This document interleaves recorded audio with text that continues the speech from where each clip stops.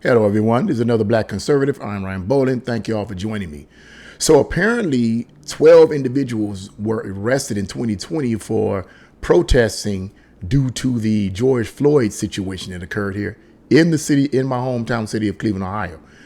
They're being rewarded, basically, however, they're being rewarded over $500,000. I think it's like $540,000, and they're going to split that evenly among each other for supposedly being arrested without reason for being arrested. But let me read this article, and we're gonna get into this because I believe, in my opinion, something funky is going on here. So let's look into this. So the article starts off with Cleveland to pay $540,000 to 12 arrested in racial protests. In Cleveland, 12 people arrested while peacefully protesting in downtown Cleveland in 2020 following the murder of George Floyd will receive a $540,000 settlement from the city, according to an attorney for the protesters. According to an attorney for the protesters. According to an attorney for the protesters. You see what's going on here? Attorney for the protesters. They got to make their money, right? Some of the 12 also received minor injuries, including being hit with pepper spray during the May 30th, 2020 protests organized after Floyd's killing in Minneapolis.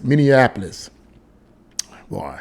The 12 would split the money evenly, and the city has agreed to remove the charges from the protesters' records. Civil rights attorney Sarah, I cannot pronounce her last name, who filed lawsuits, and I'm not going to try to do that, who filed lawsuits against the city along with law partner Terry Gilbert, said Friday. Now, before I go any further, could this be that they were injured unjustly? Yes, possibly. I'm not saying that, I don't want to jump the gun here. I'm not saying that these people were innocent. Were guilty or accusing them of being guilty of any type of assaults upon people or vandalism. I'm not saying that. But I want to read the rest of this article because I think that this is just another left-wing circumstantial situation going on here. It says, Cleveland has consistently shown a disregard for First Amendment expression despite training and policies meant to educate officers about such expressions, Sarah said. So according to this civil rights attorney, she stated that Cleveland has consistently shown a disregard for First Amendment expression despite training and policies meant to educate officers about such expression. I don't believe that at all. Years ago, when I say years ago, I mean like several decades, like couple of decades ago, we had a mayor by the name of Mayor White, African-American, Democratic mayor.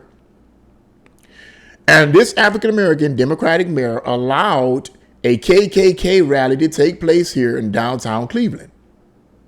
Needless to say, there was a hoopla of controversy about this because he allowed a group who clearly was known for lynching and persecution against African-Americans in the Deep South. Okay, clearly. But at the same time, you know what I mean?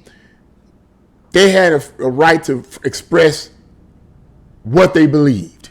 So there was a lot of argument on that part, and a lot of blacks in the city of Cleveland sided with the mayor, because, you know, he was just protecting, and he really had these people protected. He had them protected, had police all around him and so forth protecting them. And it's like, you know, and this was a black African-American mayor. And when I say African-American mayor, I don't mean he was light-skinned.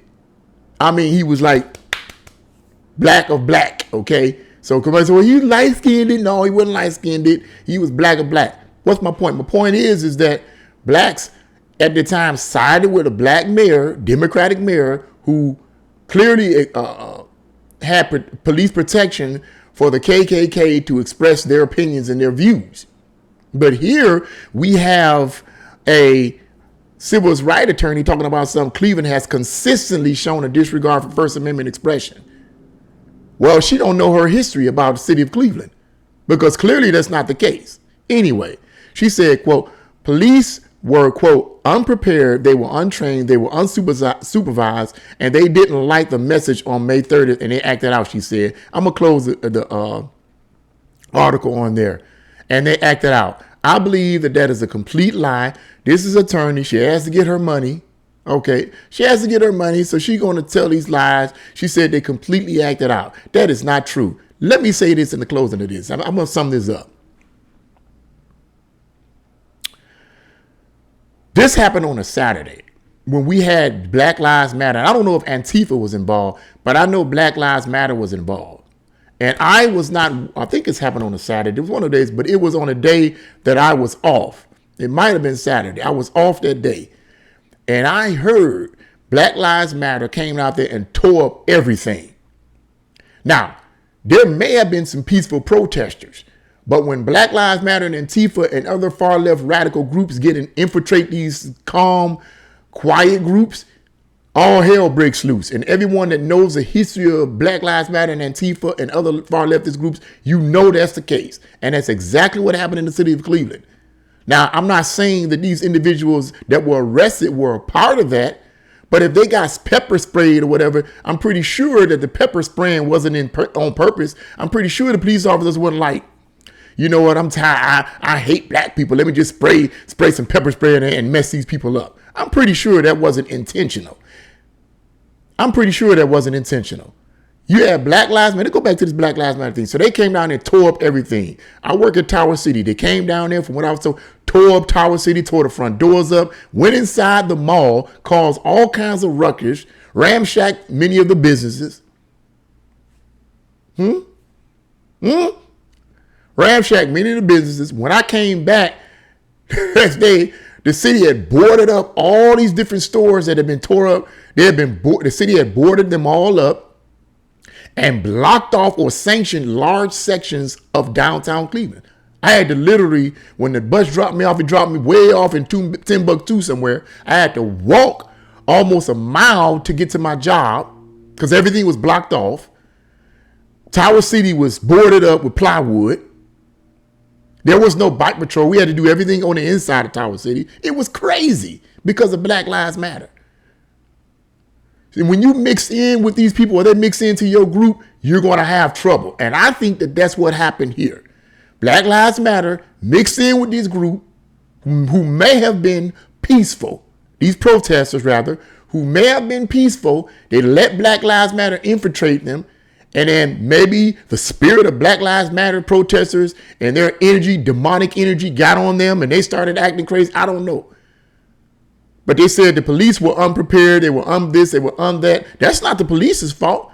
Blame that on the department. Blame that on the former mayor who didn't prepare them for this. He knew this type of stuff was going to happen. The former mayor, a Democrat, knew this was going to happen, and me and my coworkers was talking about it, and I told him about it. He knew this was going to happen. He did nothing to prepare for it. Order out of chaos. That's what I see. Don't get me started with the foolishness, man. But to sum this video up, this is all, in my opinion, an attempt of the lawyers, civil rights lawyers, okay, to get their money. Okay, you got to get paid. I get it. But I'm pretty sure that these protesters are really happy that they're getting some money. They're really happy about that. And I'm sorry if they were innocent. I'm sorry that this happened to them, you know, but I don't believe that it was intentional. I don't believe that it was intentional. This civil rights attorney is just trying to paint all the Cleveland police as a bunch of racist clods, and that's just not true. It's a bunch of nonsense. I work with these police officers, white and black, all the time. Get out of here. That's what I wanted to say about that. What do you guys think? Leave your comments in the comment section below. Like, share, and subscribe to the channel. God bless you all and see you again.